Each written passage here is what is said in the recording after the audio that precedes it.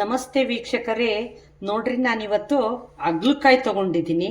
ಅಗ್ಲಕಾಯಿನ ಪಲ್ಯ ಮಾಡಲಿಕ್ಕೆ 4 ಅಗ್ಲಕಾಯಿ ತೊಗೊಂಡಿದ್ದೀನಿ.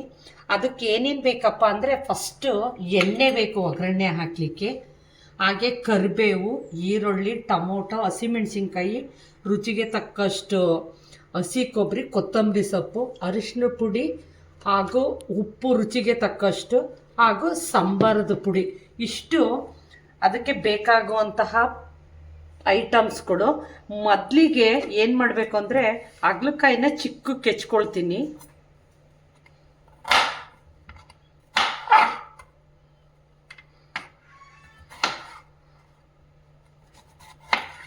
ಇದೇ ರೀತಿ ಎಲ್ಲ ಅಗ್ಲಕಾಯಿನ ಹೆಚ್ಕೊಳ್ಳಿ.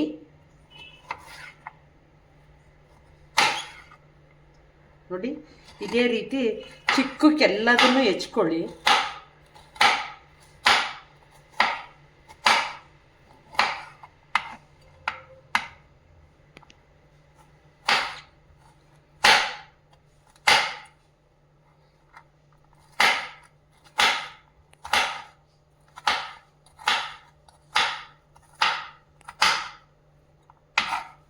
ಈ ರೀತಿ ಚಿಕ್ಕಕ್ಕೆ ಹೆಚ್ಕೊಳ್ಳಿ. ಇದನ್ನ ನೀರಲ್ಲಿ ನೀಟಾಗಿ ತೊಳ್ಕೊಳ್ತೀನಿ.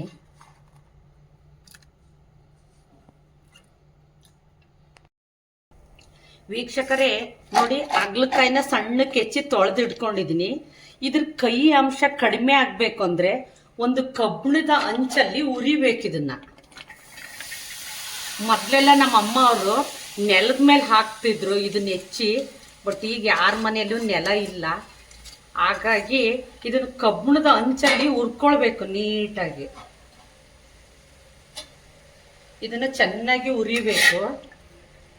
ಈ ರೀತಿ ಒಂದು ಕಬ್ಬಿಣದ ಅಂಚಲ್ಲಿ ಹುರ್ಕೊಳ್ಳಿ. ವೀಕ್ಷಕರೇ, ಅಗ್ಲಕಾಯಿನ ಈ ರೀತಿ ಹುರಿದ್ಕೊಳ್ಬೇಕು. ಇದೆ ಕಬ್ಬಿಣದ ಹಂಚಿನಲ್ಲಿ ಈ ರೀತಿ ಹುರ್ಕೊಳ್ಬೇಕು. ನೋಡ್ರಿ, ಈ ರೀತಿ ಹುರಿದ್ರೆ ಸ್ವಲ್ಪ ಕೈ ಅಂಶ ಕಡಿಮೆ ಆಗುತ್ತೆ ಅಂತ.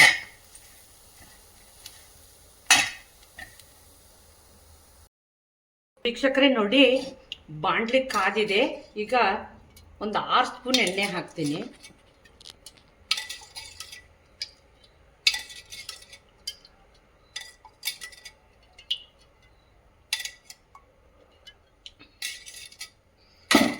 ಎಣ್ಣೆ ಒಂದು ಸ್ವಲ್ಪ ಹೊತ್ತು ಕಾಯಬೇಕು. ನೋಡಿ ವೀಕ್ಷಕರೇ, ಎಣ್ಣೆ ಕಾದಿದೆ. ಸ್ವಲ್ಪ ಸಾಸಿವೆ, ಹಾಗೆ ಸ್ವಲ್ಪ ಜೀರಿಗೆ, ಹಾಗೆ ಹಸಿಮೆಣಸಿನ್ಕಾಯಿ,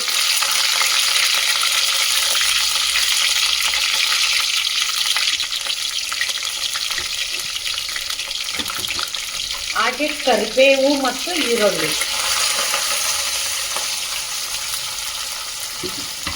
ಇದು ಚೆನ್ನಾಗಿ ಕಂದಬೇಕು ಈರುಳ್ಳಿ.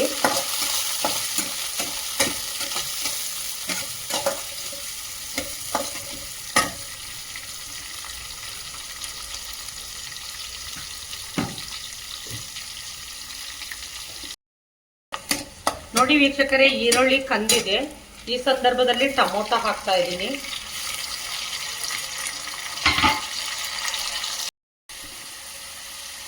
ಹಾಗೆ ರುಚಿಗೆ ತಕ್ಕಷ್ಟು ಉಪ್ಪು,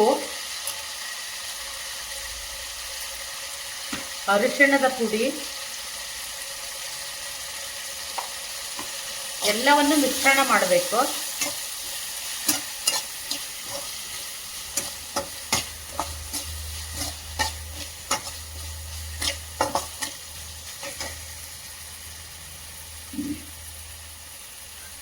ಇದೇ ಸಂದರ್ಭದಲ್ಲಿ ಅಗ್ಲಕಾಯಿನೂ ಹಾಕಬೇಕು. ಎಣ್ಣೆಯಲ್ಲಿ ಹುರ್ಕೋಬೇಕು ಅಗ್ಲಕಾಯಿ.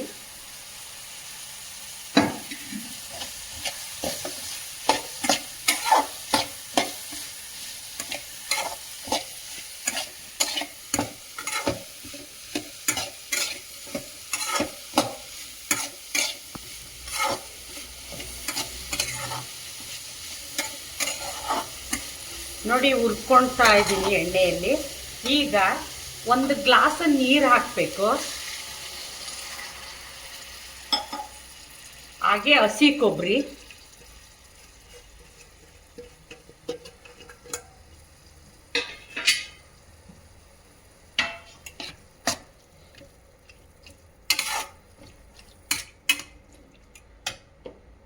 ಹಾಗೆ 1 ಸ್ಪೂನ್ ಸಾಂಬಾರ್ ಪೌಡ್ರು,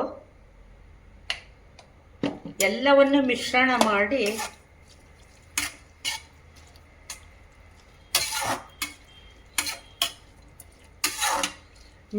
ಮಾಡಿ ಒಂದು ಪ್ಲೇಟ್ ಮುಚ್ಚಿ ಬೇಯ್ಲಿಕ್ಕೆ ಇಡಬೇಕಾಗುತ್ತೆ. ನೋಡಿ ವೀಕ್ಷಕರೇ, ಹಾಗಲಕಾಯಿ ಪಲ್ಯ ನೋಡಿ ಚೆನ್ನಾಗಿ ಬೆಂದಿದೆ ನೋಡಿ. ಈ ಸಂದರ್ಭದಲ್ಲಿ ಕೊತ್ತಂಬರಿ ಸೊಪ್ಪನ್ನ ಹಾಕಬೇಕು. ಕೊತ್ತಂಬರಿ ಸೊಪ್ಪನ್ನ ಹಾಕಿ ಎಲ್ಲ ಮಿಶ್ರಣ ಮಾಡಬೇಕು.